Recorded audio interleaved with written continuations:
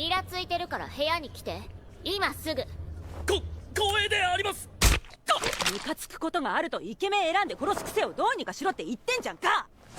全然わからねえ。 Okay, so Bleach is back. After months and months, we finally got Bleach back.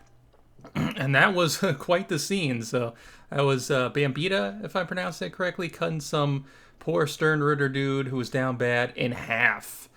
So far, the first episode is kicking off just as it did in the first episode of the second season. It's kicking off just as well as the first episode in the last season. So we got this new intro.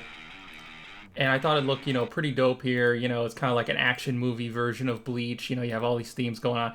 You got Uryu in the suit, and you got Yuha Bak, like an action movie villain. And Ichigo's chasing him. He's like, take my hand, Uryu. And he's like, no, It was a pretty good, I like the opening. It's pretty cool. Slice of life, like parallel universe type stuff here. But to get into the episode, basically it starts off before that poor guy gets cut, where Yuha Bak is announcing that Uryu is going to be his successor. And the other Quincy dudes, they're just not having it. They're not happy about this. So they're kind of like protesting. They're angry. But, there's not really much they can do.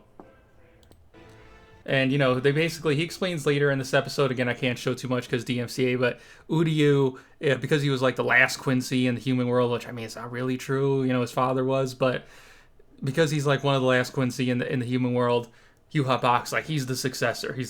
But, I think Uryu, not to spoil too much, he has other motives, but, we'll find out later in the story. But for now, he is the head of the Quincy and, the successor, second in line. And it was supposed to be, Hashfall. Who, let's see, I don't know if this guy, Hashfall, the blonde dude, he was supposed to be, the successor. And the other Quincy, they think he's basically, soy for letting Uryu take his position. But he's like, hey, listen, Bak is the leader. He gets to decide. So, they're fighting.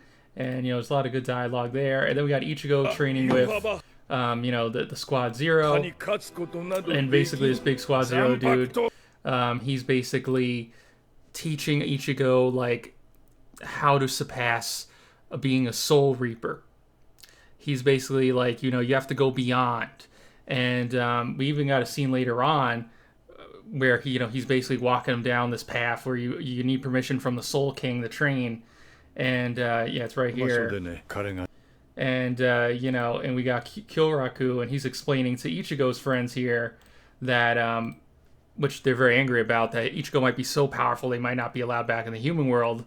It's kind of similar to like S-Class Demons and Yu Hakusho, and they're very pissed off about this, but they know it's a necessary evil. Ichigo needs to get this powerful in order to defeat Bak.